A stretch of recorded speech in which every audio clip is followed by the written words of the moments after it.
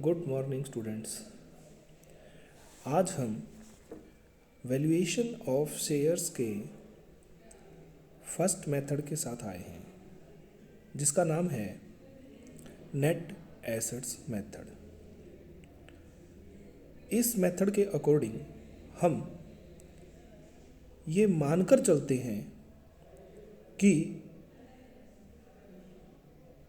Company का winding up हो गया है, कंपनी का समापन हो गया है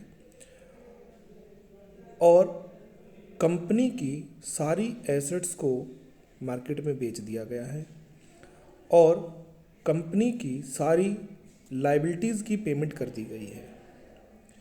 उसके बाद जो पैसा बैलेंस बचा कंपनी के पास, जो भी अमाउंट बचेगा उसको हम शेयर होल्डर्स को दे देंगे। मतलब टोटल पैसा डिवाइड बाय जो है नंबर ऑफ शेयर्स कर देंगे तो पर शेयर के हिस्से में कितना पैसा आएगा वो पता लग जाता है। जो अमाउंट आएगा वही उस शेयर की वैल्यू मानी जाएगी उस कंपनी के लिए। इस मेथड से जो है हम वैल्यूएशन ऑफ शेयर्स करते हैं नेट एसेट मेथड से। ठीक है, तो नेट एसेट मेथड की कैलकुलेशन के लिए देखिए हमें क्या क्या काम करने पड़ते हैं।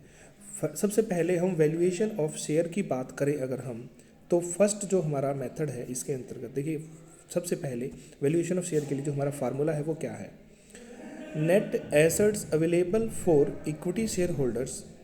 इक्विटी वालों के लिए नेट कितना कैश हमारे पास अवेलेबल होगा वो उस सारे के divide by number of equity shares. Equity shares की संख्या से यदि हम उसको डिवाइड कर दें तो क्या आ जाएगा, एक इक्विटी शेयर के हिस्से में आने वाला अमाउंट। तो क्या आ जाएगा, वही जो अमाउंट होगा वो हमारा वैल्यू ऑफ शेयर कहलाएगा। अब नंबर ऑफ इक्विटी शेयर्स तो हमें क्वेश्चन के अंदर गिवन मिलेंगे। कैलकुलेट जो हमें करना पड़ेगा वो करना पड़ेगा net assets available for equity share holders. ये कैसे कैलकुलेट करेंगे इसके बारे में बात करते हैं। सबसे पहले कंपनी की जितनी भी एसेट्स हैं हम उनकी मार्केट वैल्यू देखेंगे कितने रुपए की है। अगर मार्केट वैल्यू गिवन ना हो तो हम उनकी नेट बुक वैल्यू देख सकते हैं। नेट का मतलब है कि अगर एसेट्स में से प्रोविज़न वगैरह लेस करके दिखाना है तो लेस कर देंगे, किसी एसेट के ऊपर डेप्रिसिएशन दिखाना है तो डेप्रिसिएशन, या इसी प्रकार का जो भी चीज़ होगी भाई। तो सभी एसेट्स लेंगे, अगर मार्केट वैल्यू अवेलेबल है तो मार्केट वैल्यू पे, मार्केट वैल्यू अवेलेबल नहीं है तो उनकी बुक वैल्यू लेके चलेंगे।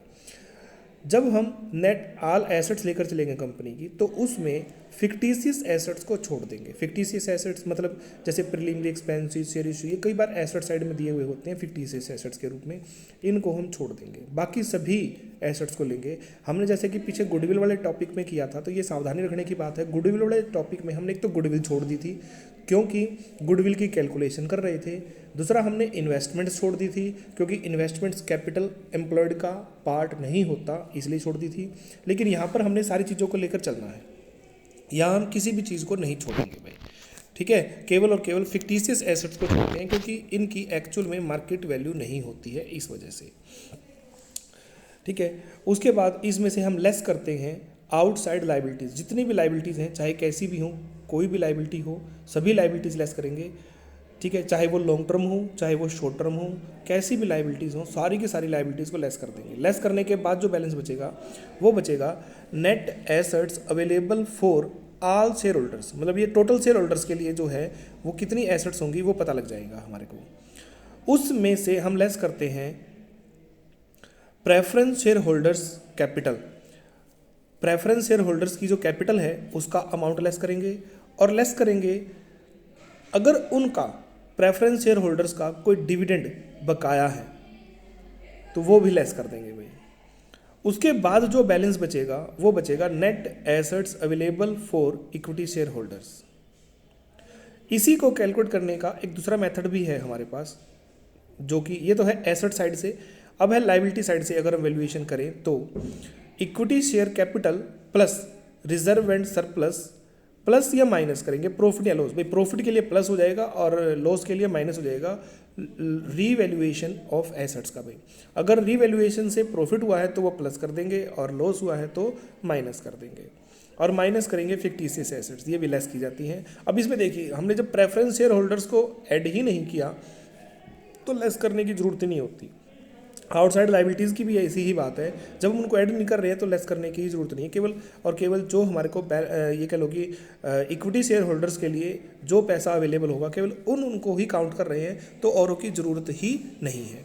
तो ये दो मेथड हैं हमारे net assets available for equity share holders निकालने के लिए, एक तो एसेट साइड से, दूसरा है लाइबिलिटी साइड से भाई। उसके बाद हम बात करते हैं कि नेट एसेट्स की कैलकुलेशन करते समय हमें कुछ सावधानियां ध्यान रखनी है। अब वो सावधानियां कौन कौन सी हैं, देखिए। सबसे पहले वैल्यू ऑफ ऑल एसेट्स जो है taken at their market value. मैंने पहले ही बता दिया कि मार्केट वैल्यू पे देखना, अगर मार्केट वैल्यू अवेलेबल है तो। मार्केट वैल्यू नहीं है तो उनकी जो है नेट बुक वैल्यू देखी जाएगी। नेट बुक वैल्यू का मतलब है एसेट्स में से जो लाइबिलिटीज़ वगैरह वो क्या बोलते हैं प्रोविज़न वगैरह जो होंगे वो लेस कर दिए जाएंगे। उसके बाद है गुडविल और अदर इंटेंजिबल एसेट्स को भी हमने इंक्लूड करना है। ये तो मैंने पहले ही बता दिया कि गुडविल को यहाँ पर ली जाएंगी, ठीक है ना। हमने पिछले मेथड में, मतलब पिछले का मतलब है वैल्यूएशन ऑफ गुडविल के टाइम पे कैपिटल एम्प्लॉयड की कैलकुलेशन में गुडविल को छोड़ देते हैं, यहाँ पर शामिल करना है। उसके बाद है फिक्टिशियस एसेट्स में जो है नॉर्मली कौन कौन सी चीज़ें इंक्लूड कर सकते हैं हम, कौन कौन सी चीज़ें इंक्लूड होती हैं वो होती है, देखिए जैसे प्रीलिमिनरी एक्सपेंसेस है, अंडरराइटिंग कमीशन है, discount on issue of shares है, या discount on issue of debenture है, या फिर जो है एक्यूमुलेटेड लॉसेस वगैरह। ये सारी चीज़ें जो है हमारी फिक्टिशियस एसेट्स के रूप में होती हैं। इनको नेट एसेट्स की कैलकुलेशन करते समय हम लेस कर देते हैं। इसके लिए अब एक दो एग्जांपल कर रहे हैं हम नेट एसेट्स मेथड से वैल्यू ऑफ पर शेयर कैसे निकाला जाएगा। ये देखिए हमें एक बैलेंस शीट दे रखी है एक्स लिमिटेड की, जिसमें हमें जो है लाइबिलिटी साइड की आइटम दे रखी हैं सारी की सारी। उसके बाद जो है हमें एसेट साइड की आइटम दे रखी हैं ये सारी की सारी। नीचे कुछ इन्फॉर्मेशन दे रखी है कि land and building have been valued at ₹3 lakh and plant and machinery is worth ₹60,000। आगे क्या रखा है, ₹5,000 of the trade receivables are bad. तो बैड डेट्स हो गए तो नेचुरल सी बात है ये लेस हो जाएंगे हमारे। उसके बाद है गुडविल में बी टेकन एट ₹70,000। गुडविल को 70,000 रुपये, तो गुडविल भी शामिल की जाएगी। Find out the value of share on net asset basis. Net asset के हिसाब से हमने वैल्यू ऑफ पर शेयर निकाला। देखिए सबसे पहले हम क्या करेंगे, नेट एसेट्स की कैलकुलेशन करनी है। तो जितनी भी हमारे को एसेट्स दे रखी हैं, land and building, plant and machinery की मार्केट वैल्यू दे रखी थी, मार्केट वैल्यू ली जाएगी। गुडविल जो गिवन है वो ली जाएगी। इन्वेस्टमेंट्स जो थी वो भी ली जाएंगी। इन्वेंट्री है, ट्रेड रिसीवेबल्स में से 5,000 रुपये घटा कर ले लिए जाएंगे। Cash at bank as it is ले लेंगे हम। टोटल जो आ गया इसमें से आउटसाइड लाइबिलिटीज़ में जैसे कि हमारे को ये वर्कमैन सेविंग अकाउंट दे रखा है, या एम्प्लॉयज़ प्रोविडेंट फंड है, ट्रेड पेबल्स हैं, प्रोविज़न फॉर टैक्सेशन है, इन सभी चीज़ों को घटाना है। घटाने के बाद जो बैलेंस बचेगा वो हमारा नेट एसेट्स है भाई, ठीक है ना। ये net assets available for equity shareholders ही आ गया, क्योंकि इस क्वेश्चन में प्रेफरेंस शेयर्स नहीं थे। तो इसके डिवाइड बाय अगर हम नंबर ऑफ शेयर्स कर दें तो वैल्यू ऑफ पर शेयर आ जाएगी। इस तरह से हम जो है पर शेयर की वैल्यूएशन करते हैं। नेक्स्ट है कि जो है एक और एग्जांपल कर रहे हैं, जब हमें इक्विटी शेयर्स की अलग अलग वैल्यू दे रखी हो तो उसकी कैलकुलेशन कैसे करते हैं। इसके दो मेथड होते हैं, दोनों बताऊंगा अभी। देखिए कैसे करते हैं हम। ये हमारे को जो है लाइबिलिटी साइड की आइटम दे रखी है। इसमें हम मेन एक चीज़ नोट करने की है कि इक्विटी शेयर्स 3 टाइप के दे रखे हैं। एक तो 10,000 इक्विटी शेयर्स है, 10 रुपये का एक फुल्ली पेड। एक 20,000 इक्विटी शेयर्स है, 10 रुपये का एक 8 रुपये पेड। एक 48,000 इक्विटी शेयर्स हैं जो कि 5 रुपये का एक है फुल्ली पेड भाई, ठीक है ना। बाकी इतनी जो है आइटम्स के बारे में नहीं देख रहे हैं। ये एसेट साइड की आइटम दे रखी है और नीचे एक इन्फॉर्मेशन दे रखी है कि assets are worth their book value. Assets को हमने बुक वैल्यू पर लेना है। और एक 4,000 रुपये की लाइबिलिटी है जो कि बुक्स में रिकॉर्ड नहीं कर रखी है, तो ठीक है हम इसकी पेमेंट करेंगे। और इंटरेस्ट ऑन डिवेंचर्स जो है वो पिछले 6 महीने का बकाया है, तो ठीक है इसकी भी हमने पेमेंट करनी है, ठीक है। अब देखिए हम कैसे कैलकुलेशन करेंगे नेट एसेट्स की। सबसे पहले भाई नेट एसेट उसी तरह से निकालनी है। फिक्स्ड एसेट ले ली, करंट क्योंकि बुक वैल्यू पे थी, एसडी ले ली हमने। लाइबिलिटीज़ में debentures, trade payables, outstanding liability और डिबेंचर्स का इंटरेस्ट, सब कुछ लेस करने के बाद जो नेट एसेट्स बच गया, ये net assets available for equity shareholders आ गया। अब इसकी कैलकुलेशन के 2 मेथड हैं। एक तो जो ये नेट एसेट्स आया है इसको हम टोटल पेड अप कैपिटल की रेशियो में बांट देते हैं भाई। टोटल पेड अप कैपिटल जो है वो देखो 1 लाख पहले वाले शेयर्स की, 1,60,000 दूसरे वाले और 2,60,000 तीसरे वाले शेयर्स की भाई। टोटल वैल्यू होगी 5 लाख रुपए की। तो पर यूनिट वैल्यू जो है हमारी कैपिटल के हिसाब से यूनिट वैल्यू जो आई हमारी वो ₹1.20 आई। देखिए पहले जो शेयर्स थे हमारे फर्स्ट टाइप के वो थे 10 रुपये पेड वाले, तो 10 रुपये पेड वाले को गुणा कर दिया ₹1.20 से 12 रुपये आ गया। इस इसी तरह से 8 रुपये वालों को हम 1 रुपये 20 पैसे से गुणा करेंगे तो ये 9 रुपये 60 पैसे, और फिर 5 रुपये वाले। इसका दूसरा तरीका भी था भाई हमारा, जो हमारी ये टोटल इक्विटी कैपिटल आई है, पेड अप वैल्यू जो है, इनकी वैल्यू को हम रेशो में बना के भी कैलकुलेट कर सकते हैं। जैसे कि 1,60,000 और 2,40,000 को अगर हम रेशो में पुट कर लें तो इनकी एक रेशो बन जाएगी। उस रेशो में हम नेट एसेट्स को अलग अलग बांट देते हैं। 6 लाख गुणा में पहली रेशो और टोटल, और फिर जो है वो क्या आ जाएगा कि पहले वाले के हिस्से में, पहली जो शेयर कैपिटल है उसके हिस्से में कितना अमाउंट आएगा इस नेट एसेट्स में, उसके बटे में पहले वाले नंबर ऑफ इक्विटी शेयर्स कर देंगे तो वो क्या आ जाएगा, पर शेयर की वैल्यू आ जाएगी डायरेक्ट ही, ये 12 रुपये ही वैल्यू आएगी हमारी, कोई चेंज नहीं आएगा। लेकिन इसका एक दूसरा मेथड है जिसमें हम सारे के सारे जो ये शेयर्स हैं उनको फुल्ली पेड कन्वर्ट कर लेते हैं।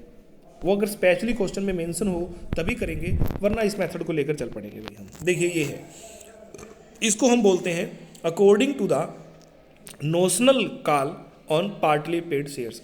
यदि पार्टली पेड शेयर्स पर हम नोशनल कॉल मांग लेते हैं, मतलब ये कॉल की हम टेंटेटिव लेके चलते हैं, अनुमानित लेके चलते हैं कि यदि हम इनसे मांग लें तो फिर क्या होगा, मांगने के बाद सारे शेयर्स की फुल वैल्यू हो जाएगी और उसके अकॉर्डिंग हमारे शेयर की वैल्यू क्या होनी चाहिए, वैल्यू में चेंज आएगा, अलग वैल्यू आएगी भाई, ठीक है ना। तो इसलिए ध्यान से देखना कि अगर पार्टली पेड शेयर्स हैं तो हमने किस हिसाब से वैल्यूएशन करनी है। देखिए जैसे हमारे पास नेट एसेट्स जो है वो 6 लाख रुपए की थी, हमने ये मान लिया कि हम कॉल कर रहे हैं। जो सेकंड वाले शेयर्स थे 20,000, वो 8 रुपये पेड थे, 10 रुपये का शेयर है तो 2 रुपये के हिसाब से उनकी कॉल बनती है। जो तीसरे टाइप के शेयर्स थे वो 48,000 थे और 10 रुपये का शेयर था और 5 रुपये पेड अप थे उनके, तो 5 रुपये बैलेंस बचते हैं, 5 रुपये के हिसाब से हम उनसे मांग लेंगे।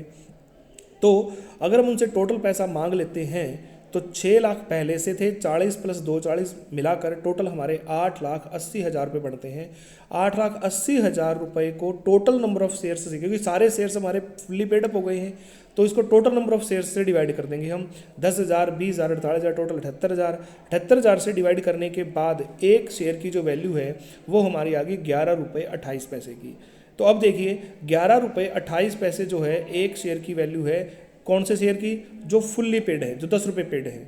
जो 8 रुपये पेड थे हमने उनसे ये मानना था कि 2 रुपये उनसे कॉल मांगी जाएगी, तो अगर 2 रुपये कॉल मांग रहे हैं और 11.28 रुपये फुल वैल्यू की शेयर की वैल्यू है, तो उसमें से 2 रुपये लेस करने के बाद 8 रुपये पेड वाले शेयर की जो वैल्यू है वो 9.28 रुपये बचेगी। इसी तरह से 5 रुपये पेड वाले शेयर की वैल्यू जो है वो 6.28 रुपये बचेगी। तो देखिए यहाँ पर वैल्यू अलग आई है और पिछला जो हमने मेथड किया था उसमें वैल्यू अलग आई है। तो इसलिए बड़े ध्यान से देखना है कि हमने नोशनल कॉल के बेस पर जो है वैल्यू ऑफ पर शेयर निकालनी है या विदाउट भाई, ठीक है। उसके हिसाब से दोनों में आंसर में डिफरेंस रहेगा। अगर क्वेश्चन में कुछ नहीं कह रखा तो आप दोनों मेथड से सॉल्व करके दिखा देना, तो उससे क्या होगा कि एग्जामिनर ने जिस पॉइंट ऑफ व्यू से पूछा होगा उसके दोनों पॉइंट ऑफ व्यू सेटिस्फाई हो जाएंगे, तो आपके मार्क्स पूरे आएंगे भाई।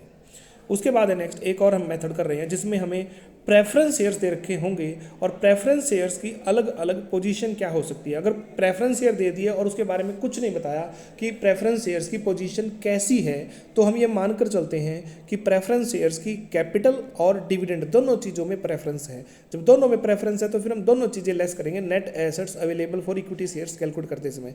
लेकिन अगर हमें ऐसा कुछ मेंशन मतलब अलग अलग मेंशन करके दे रखा है कि प्रेफरेंस शेयर्स की क्या पोजीशन है, उनकी क्या राइट्स हैं, तो हम उसी के हिसाब से कैलकुलेशन करेंगे, जैसे कि इस एग्जांपल में करेंगे हम।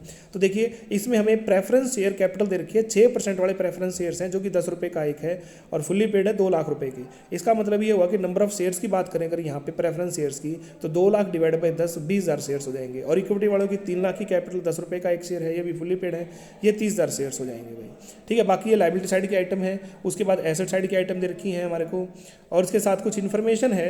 ये इन्फॉर्मेशन पढ़ रहा हूँ मैं। देखिए पहले क्या रखा है कि जो हमारी करंट एसेट्स हैं उनमें 50,000 रुपये की वैल्यू की इन्वेस्टमेंट्स भी इंक्लूड हैं जिनकी मार्केट वैल्यू 48,000 रुपये की है, मतलब मार्केट वैल्यू 2,000 रुपये से कम हो गई है।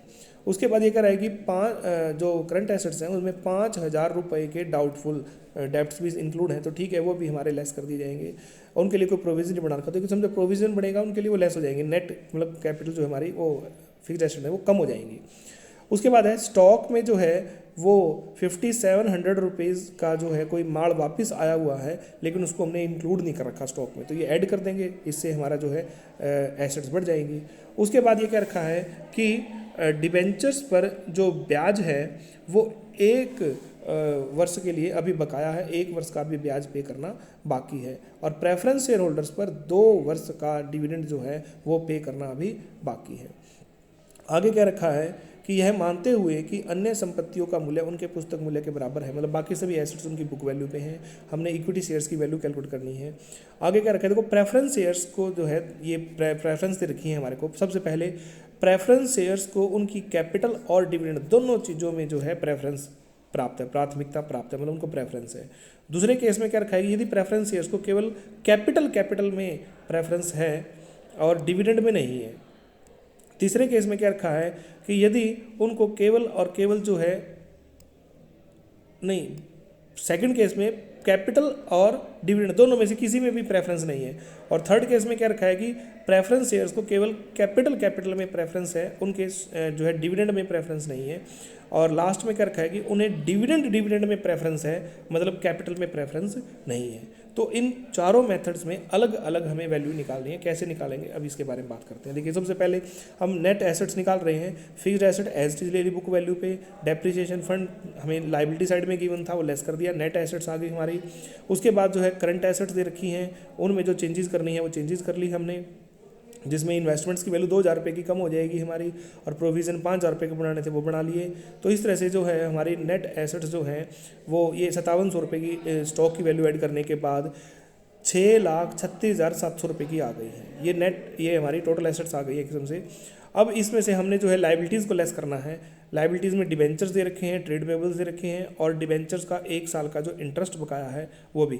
सारी चीज़ें लेस करने के बाद हमारे पास नेट एसेट्स जो आई हैं वो टोटल शेयर होल्डर्स के लिए है 4,89,500 रुपीज़ की। ये टोटल एसेट्स के लिए है भाई। उसके बाद अगर हम बात करें नेक्स्ट, वो है कि हमने वैल्यू ऑफ पर शेयर कैसे निकालनी है। फर्स्ट मेथड में जब प्रेफरेंस शेयर्स को उनकी कैपिटल और डिविडेंड दोनों चीज़ों में प्रेफरेंस है तो कैसे करेंगे हम।